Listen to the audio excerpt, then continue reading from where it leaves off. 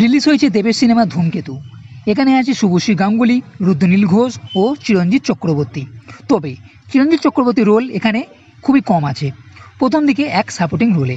ধূমকেতু এই সিনেমাটি 2015 সালে রিলিজ হবার কথা ছিল, কিন্তু রিলিজ হয়েছে 10 বছর পর 2025 সালে।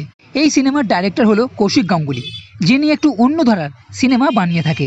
তাই দেবের ভক্তরা যদি এই সিনেমাটি কমার্শিয়াল এন্টারটেনিং সিনেমা হিসেবে দেখতে যায় তাহলে নিরাশ হতে পারে, কারণ এটি সম্পূর্ণ আলাদা ও ভিন্ন সিনেমা। দেব মানে ভানু এখানে এক এক্সট্রিমিস্ট মানে আতঙ্কবাদী টাইপের, যার 4-5 বছর আগের জীবন ভালোই ছিল, কিন্তু তার ভাইকে কেউ মার্ডার করে দেয় ও ভানু সেখান থেকে চলে যায় ও পরে সে এক্সট্রিমিস্ট হয়ে যায়। তার যে গার্লফ্রেন্ড ছিল শুভশ্রী রূপা, তার সঙ্গে সেই সময় বিয়েও হয়। ভানু এখন ফিরে আসে এক নতুন মিশন নিয়ে ও তার যে পুরনো বন্ধু ছিল রুদ্রনীল তার কাছে ফিরে আসে। আর ভানু নতুন মিশন হচ্ছে কিছু একটা বোম ব্লাস্ট করতে হবে। এইবার ফিরে আসার পর তার পরিবারের সঙ্গে কিভাবে সম্মুখীন হবে, ইমোশনালি এক অনুভূতি।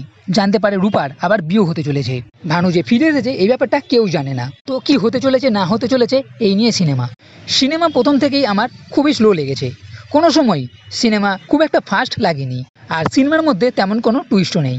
সিনেমা যখন দেখি তখন ভাবলাম 10 মিনিট পর কিছু একটা হবে, 20 মিনিট, 30 মিনিট, এমনকি 50 মিনিট পরেও তেমন কিছু হয়নি।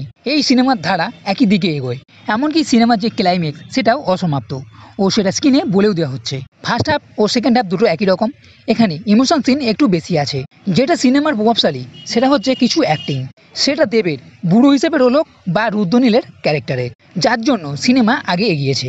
আর এখানে দেব ও শুভশ্রীর এক কেমিস্ট্রিও আপনি দেখতে পাবেন।